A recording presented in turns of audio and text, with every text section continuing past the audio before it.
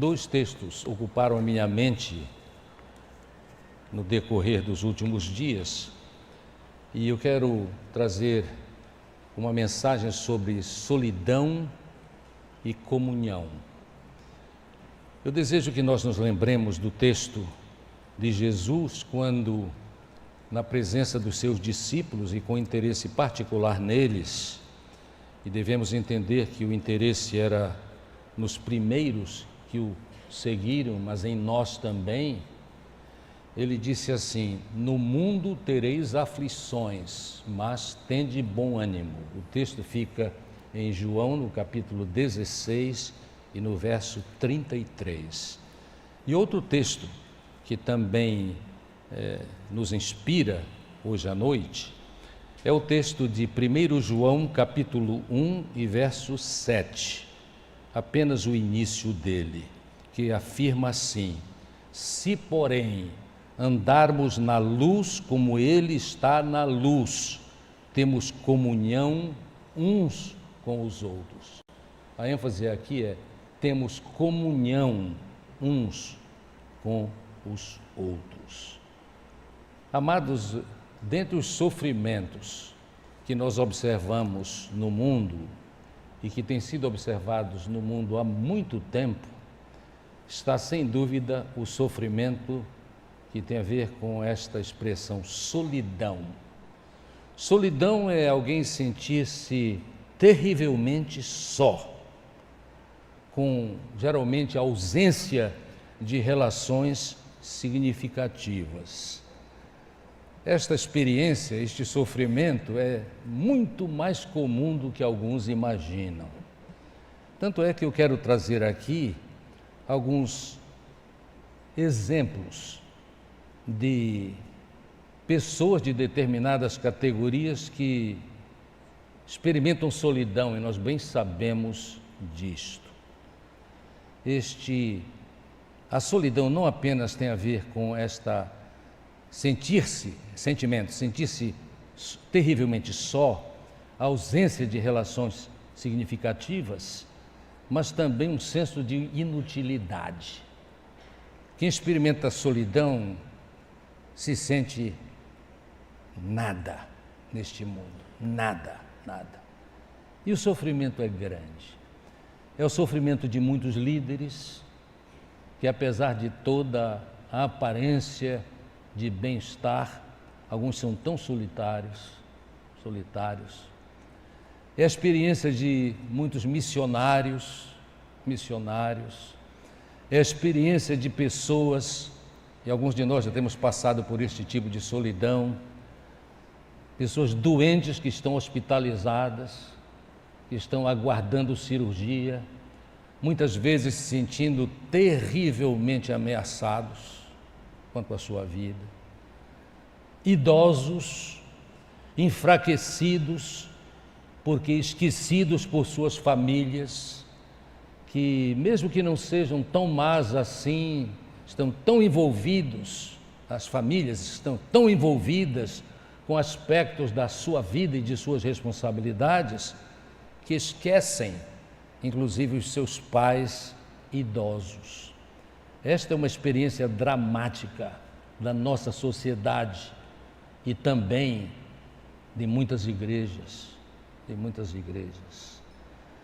A solidão é também a experiência de muitas pessoas que, posto terem uma experiência familiar das mais abençoadas, inclusive com muitos anos de casamento, bodas foram celebradas com grande festa, com familiares, amigos e igreja, mas chegou o fim da relação por causa do fato da finitude humana. Um deles morreu e o relacionamento terminou. É grande a solidão daqueles que passam por esta experiência. Eu posso até dizer, da minha observação, não há exceção.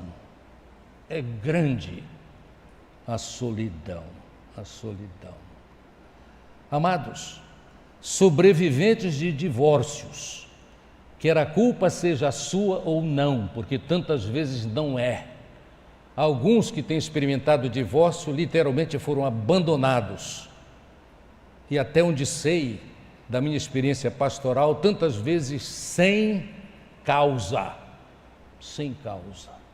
Nós precisamos entender isso. É grande a solidão. E muitas vezes, dependendo do tipo de divórcio, esta experiência de solidão é acrescentada, o sofrimento é acrescentado por causa de uma dose insuportável de amargura que parece tantas vezes não ter fim. Outra possibilidade de solidão tem a ver com casamentos aparentemente bons, mas onde não há comunhão por causa do excesso de outros interesses. Na nossa cultura, geralmente do marido. É muito grande na nossa sociedade e com manifestações na Igreja do Senhor Jesus Cristo, de mulheres que se sentem mal amadas e que se tornam presa fácil é um tautologismo, predadores dos relacionamentos. Não há pastor que não tenha lidado com este tipo de dramática solidão.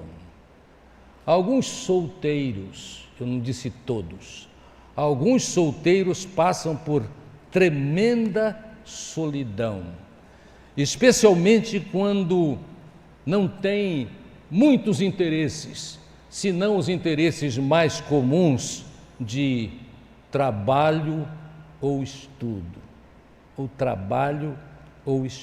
Eu disse alguns solteiros.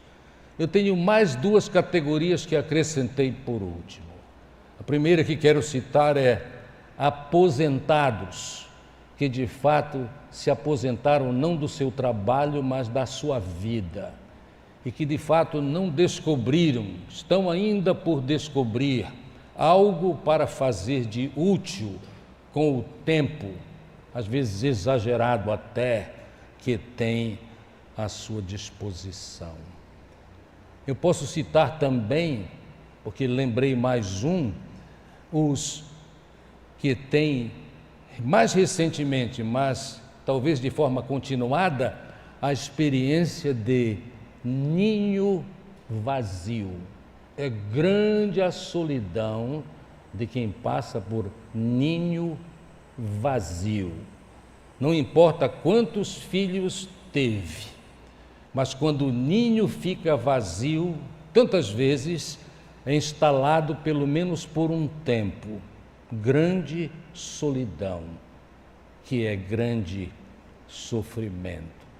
Mas a última categoria, pensada, e que é ilustrada em muitos livros de psicologia pastoral, inclusive no nosso meio, tem a ver com a solidão de crianças.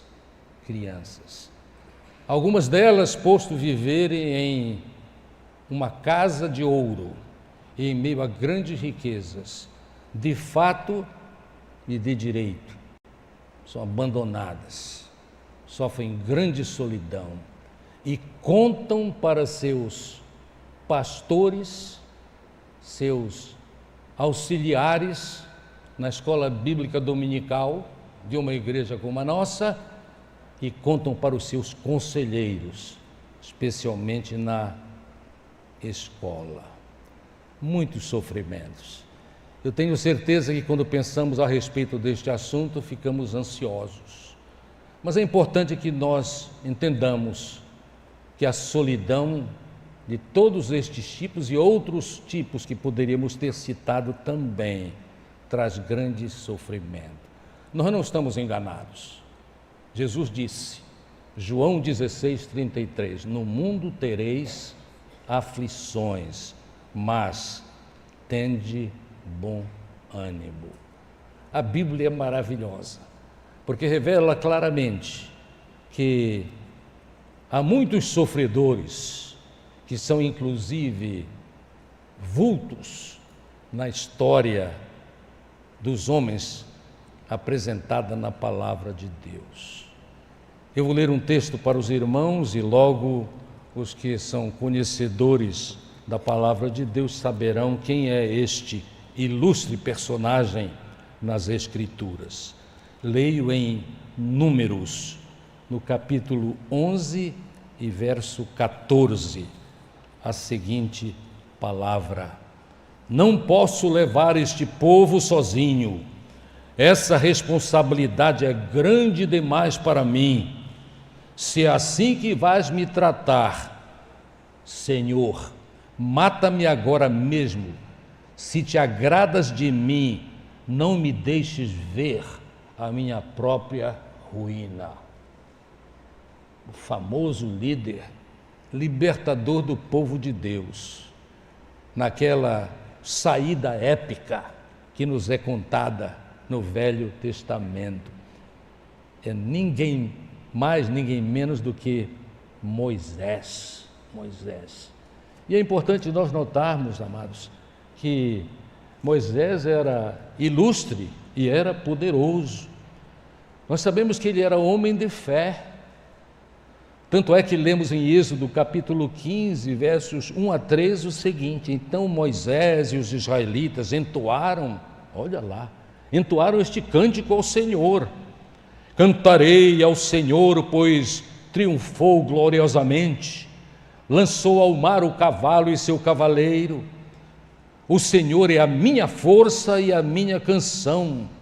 Ele é a minha salvação, Ele é o meu Deus. Eu o louvarei. É o Deus de meu pai e eu o exaltarei. O Senhor é guerreiro. O seu nome é Senhor. Momento glorioso. Mas Números, no capítulo 14, verso 11, nos mostra o lado da sua solidão. Ele ali está só e tem grandes responsabilidades, grande sofrimento. Entre os profetas, vários deles podem ser exemplo de solidão. Mas é muito interessante nós observarmos a solidão do profeta chorão, ninguém menos do que Jeremias, capítulo 1 e verso 4. Eu errei o texto, mas há uma afirmação de Jeremias que tem a ver com o sofrimento dele. Eu creio que o texto é Lamentações de Jeremias, com certeza. É interessante os irmãos saberem que a obra de Jeremias, até que a Septuaginta foi traduzida, era um livro só, segundo os estudiosos da palavra de Deus. Mas o texto é de profunda lamentação, que mostra que, de fato, Jeremias passava por grande solidão. E a solidão dele tinha a ver com o fato de que ele tinha uma mensagem do Senhor para apresentar. O texto que quero ler, que eu disse que era Lamentações de Jeremias, e é mesmo, capítulo 1, verso 4, diz assim: os caminhos para Sião pranteiam, porque ninguém comparece às festas fixas. Todas as suas portas estão desertas, seus sacerdotes gemem, suas moças se entristecem, e ela se encontra em angústia profunda. A dor e a solidão do profeta Jeremias, que é apresentado por tantos em seus estudos como o profeta chorão, é porque ele lamenta a destruição de Jerusalém, ele lamenta a destruição do povo, ele lamenta a cultura e a herança espiritual daquele povo, que de fato ignorava a palavra de Deus. Então nós já temos aqui dois ilustres personagens da palavra de Deus que experimentaram solidão: Moisés e Jeremias. Mas podemos acrescentar muitos outros. Eu acrescento mais um do Velho Testamento: Davi, o homem segundo o coração de Deus, como bem lembramos. Aquele que, como poeta hábil, escreveu, tocado pelo Espírito Santo de Deus, textos que nos animam o espírito, mas ele mesmo experimentou grande solidão, e é exatamente o que ele testemunha no Salmo 102, versos 3, 6 e 7. Esvaem-se os meus dias como fumaça, meus ossos queimam como brasas vivas. Eu sou como a coruja no deserto, a coruja do deserto, como uma coruja entre ruínas. Não consigo dormir, pareço um pássaro solitário no deserto. Não é preciso nem interpretar, não é? Pássaro solitário no deserto. Solidão é isto, é sentir-se solitário. E às vezes não é nem no deserto, às vezes é no meio de uma multidão, como os líderes que citei inicialmente. É verdade, sim. Moisés, por causa da sua posição de liderança, vivia no meio de muita gente. E Jeremias também. Mas aqui Davi, o rei Davi, tão abençoador, mas que se sentia assim. Um outro salmo interessante que trata deste assunto, a respeito de Davi, é o Salmo 142 e verso 4. Derramo diante dele, isto é, de Deus, o Senhor, o meu lamento, a ele eu apresento a minha angústia. É suficiente do ponto de vista do Velho Testamento. Os irmãos logo, os que têm muita intimidade com o Velho Testamento, podem pensar em outros ilustres que sofriam solidão também. Mas no Novo Testamento nós temos um que não é surpresa para nós, porque conhecemos os textos dele. Homem que era de fato um dos intelectuais mais interessantes do seu tempo. Apóstolo Paulo,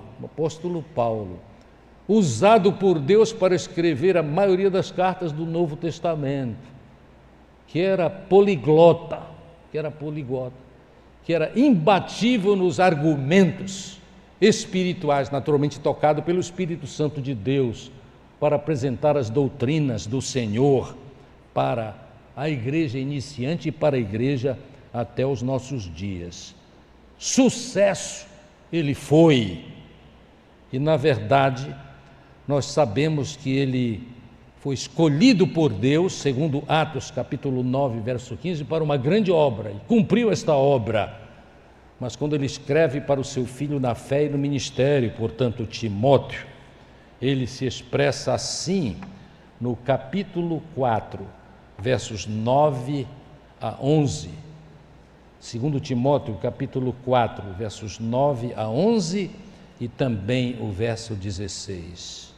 Notem como é dramática esta expressão. Timóteo, procure vir logo ao meu encontro, pois Demas, amando o mundo, abandonou-me e foi para Tessalônica. Crescente foi para a Galácia e Tito para a Dalmácia. Só Lucas está comigo. Traga Marcos com você, porque ele me é útil para o ministério. Ele se sentia muito só. Foi abandonado por muita gente.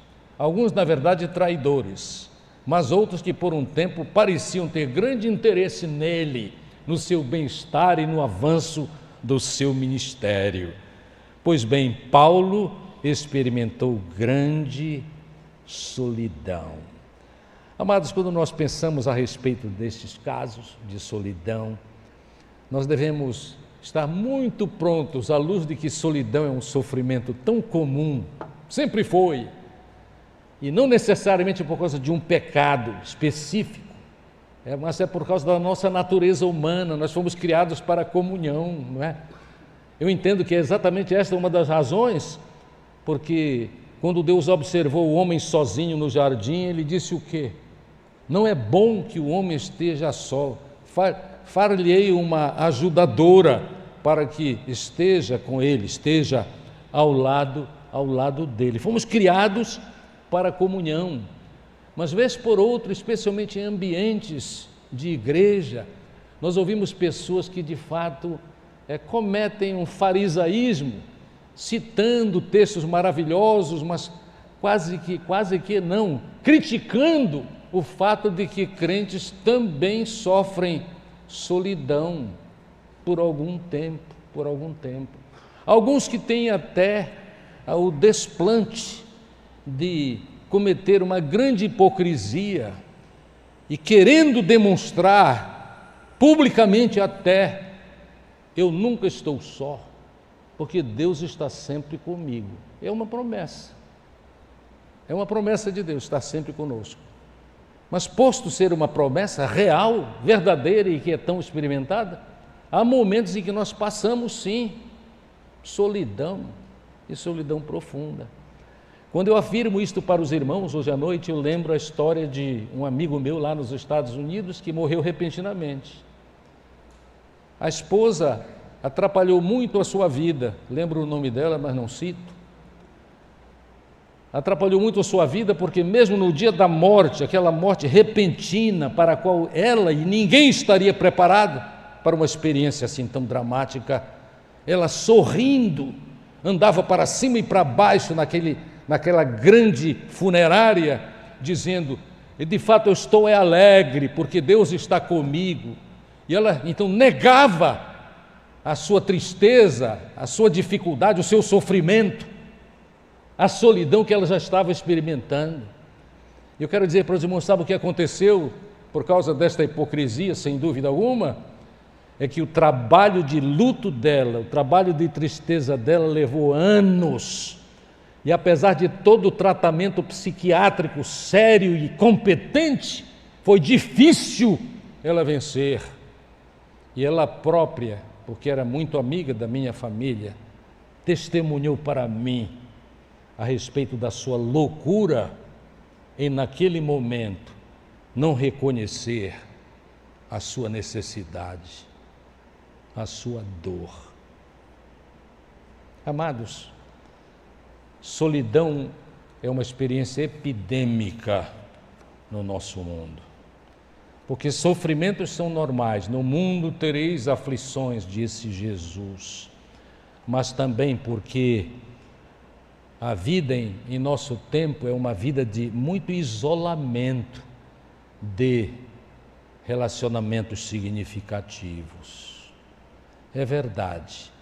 Os estudiosos a respeito deste tipo de sofrimento, eles dizem que este sofrimento é muitas vezes precipitado por doenças físicas ou doenças mentais.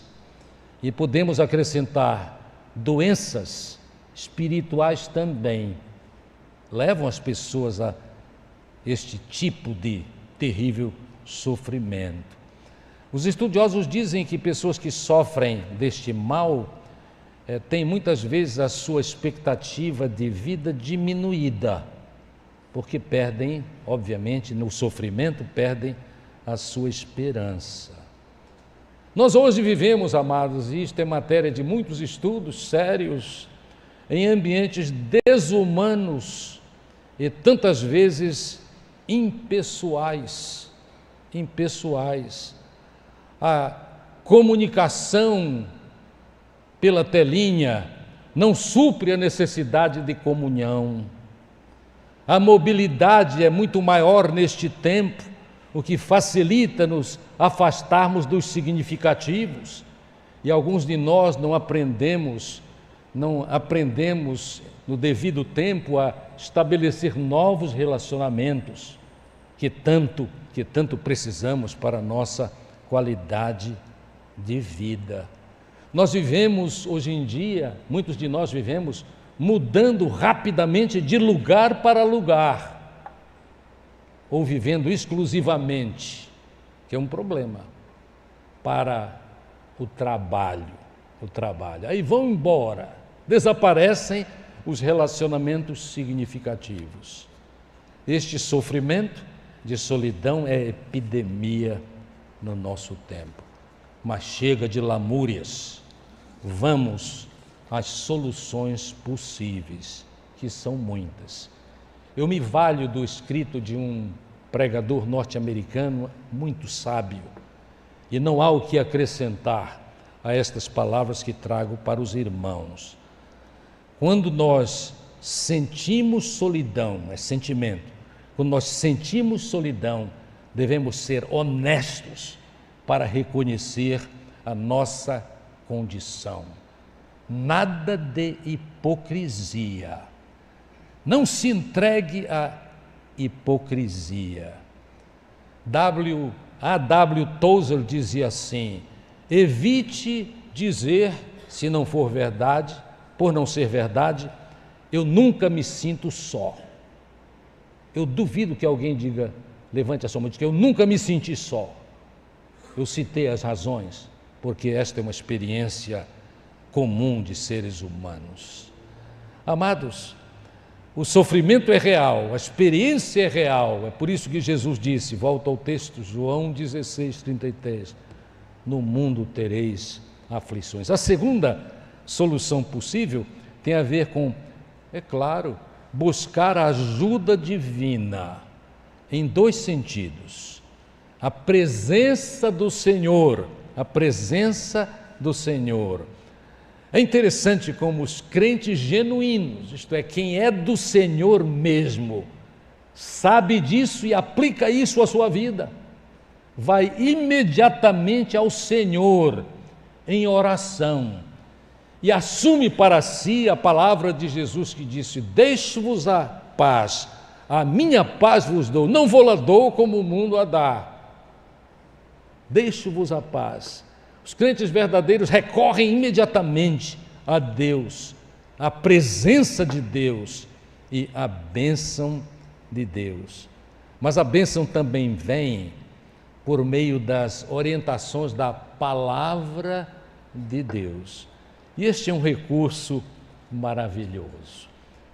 Eu lembro um tempo difícil da minha vida, quando eu passei por trágica depressão, mas que foi curada com a ajuda de psiquiatras, aqui em Manaus, a minha experiência, mas também um texto da palavra de Deus que eu elegi para mim, e que eu repetia centenas de vezes cada dia, quando eu estava no meio da crise. Isaías 26:3. Tu conservarás em perfeita paz aquele que confia em ti, porque confia em ti. Eu citei este texto milhares de vezes durante os meses que passei por esta crise pessoal. E, amados, funciona, porque aos poucos eu fui sendo ajudado por Deus a sair da crise, e sair, até porque também segui a orientação do meu psiquiatra, que olhou nos olhos assim, em uma das minhas palavras com ele, e disse assim: o que o senhor faz na sua vida? Eu disse: eu sou pastor. Aí ele disse: o que mais o senhor faz? Para que mais o senhor foi preparado? Aí eu disse: olha, eu também estudei psicologia, não para ser psicólogo clínico, mas para ser pastor. Ele disse: então eu tenho uma sugestão clara para o senhor e eu espero ser seguido, porque é para o seu bem. Abandone todo e qualquer aconselhamento pastoral, assim, olhando no olho, abandone por um tempo. E eu logo disse para ele: eu tenho certeza que a minha igreja me permite fazer isso. A razão é porque a igreja cuida de mim. Eu farei isto. E fiz. Porque quem está passando por uma crise não tem condição, na maioria das vezes, de ajudar o outro. Tem que primeiro vencer a crise. E a crise é vencida, sim. Esta é uma das maneiras de solucionar esta questão de sentimento profundo, que é devastador, de solidão. É buscar Deus e buscar fortalecimento na palavra de Deus. Irmãos, eu quero deixar alguns textos para os irmãos. O primeiro deles é o texto que me abençoou, Isaías 26:3.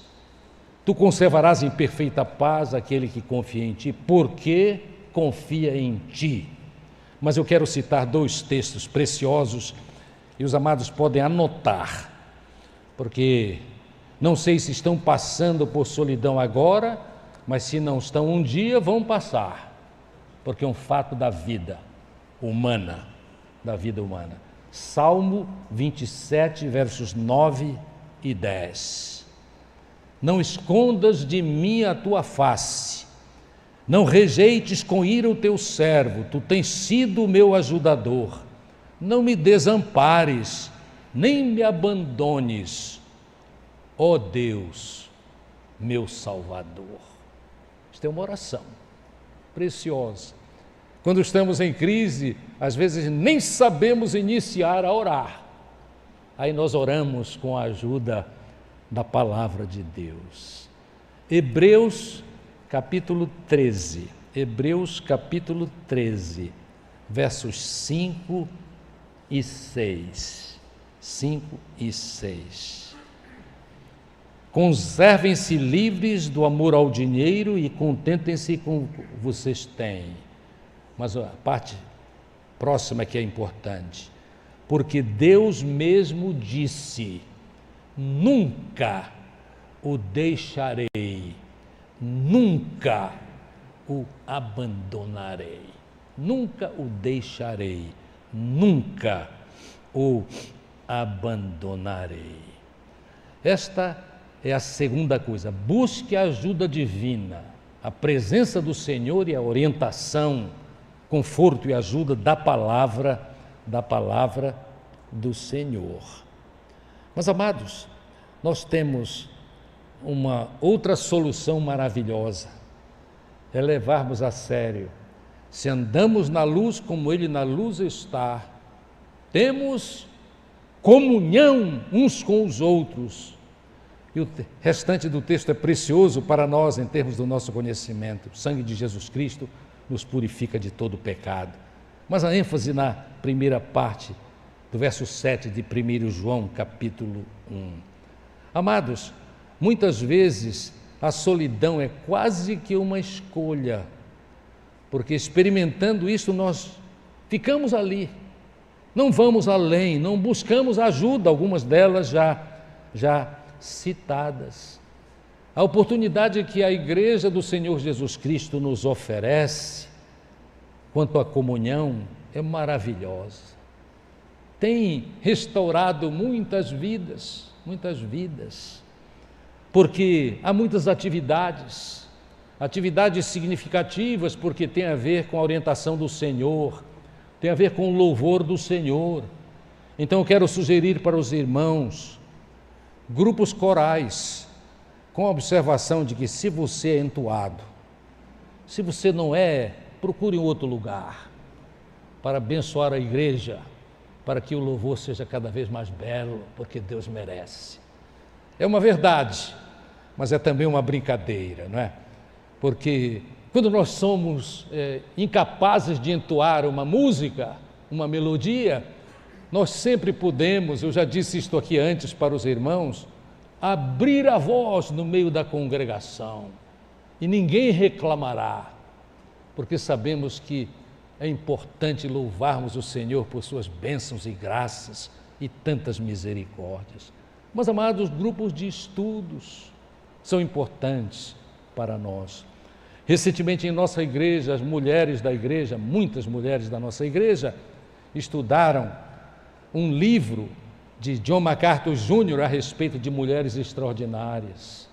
Eu tive o privilégio de estar em 2 destas reuniões e, amados, eu fiquei maravilhado, porque eu já vinha pensando, especialmente desta última vez, a respeito desta questão de comunhão.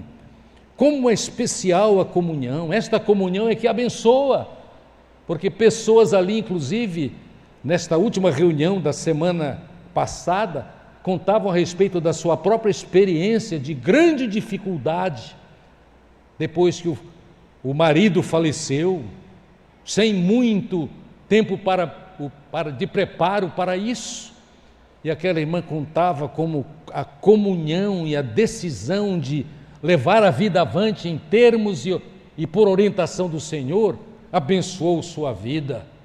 E agora não há mais solidão, o que há é a aplicação de dons e talentos para o progresso do reino de Deus e o bem-estar pessoal, sem dúvida alguma, uma importantíssima necessidade a ser tratada. A aplicação dos dons e talentos reais é uma bênção e a igreja oferece oportunidade para isso. Jamais devemos esquecer o valor do uso de nossos dons e talentos para o progresso da igreja e o progresso da sociedade também. Atividades voluntárias são as mais diversas, não só na igreja, mas também na sociedade. Uma de minhas cunhadas já parou de trabalhar. Eu citei há pouco que muitos aposentados passam por trágica solidão. E deixo acrescentar para os irmãos o seguinte: eu tenho testemunhado em alguns casos, inclusive, a tendência trágica de suicídio, por se sentirem absolutamente inúteis, porque é uma realidade na vida deles. O inútil sente solidão, mas quando ele começa a aplicar a sua vida, é diferente. Mas eu ia dizendo, esta minha cunhada está aposentada, mas vive procurando lugares para trabalho.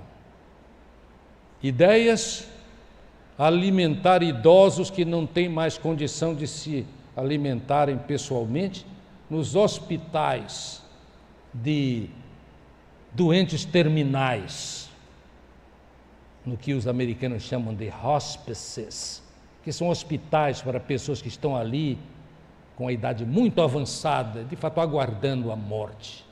Que privilégio este! Esta minha cunhada tem alegria no Senhor e vive se envolvendo com tarefas assim.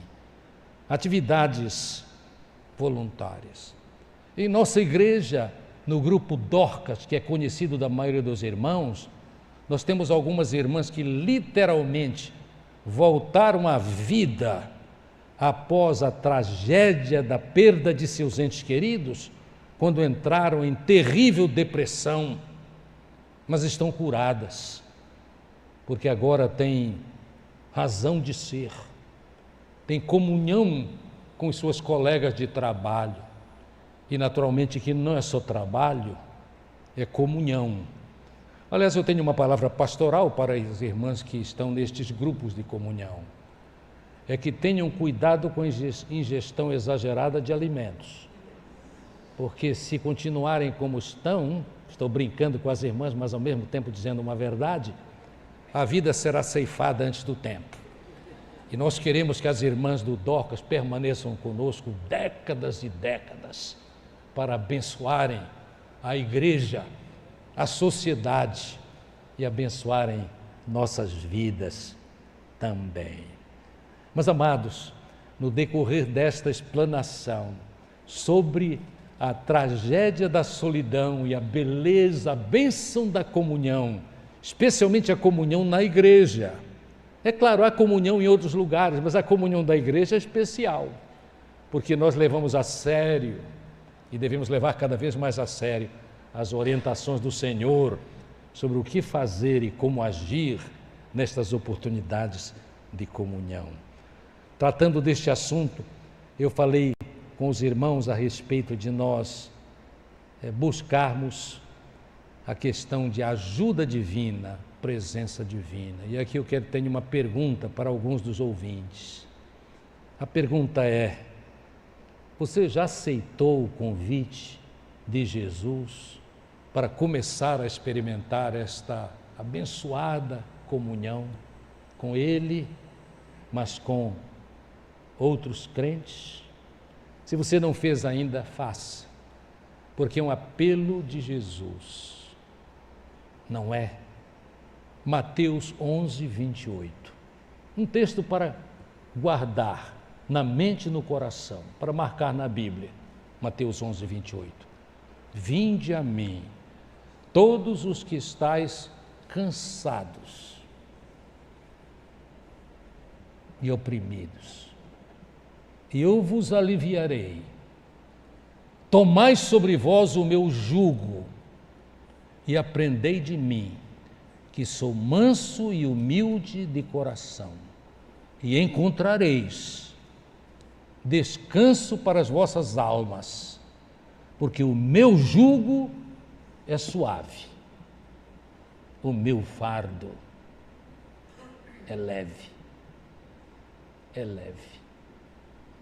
Deus seja louvado, amados. A solidão é realidade, mas a comunhão em Cristo e na igreja, a comunhão está à nossa disposição, para que abençoemos o mundo, para que abençoemos a igreja e vivamos certos de que somos úteis nas mãos de Deus, quando glorificamos o seu nome com o uso de nossos dons e talentos para o engrandecimento dele. Amém.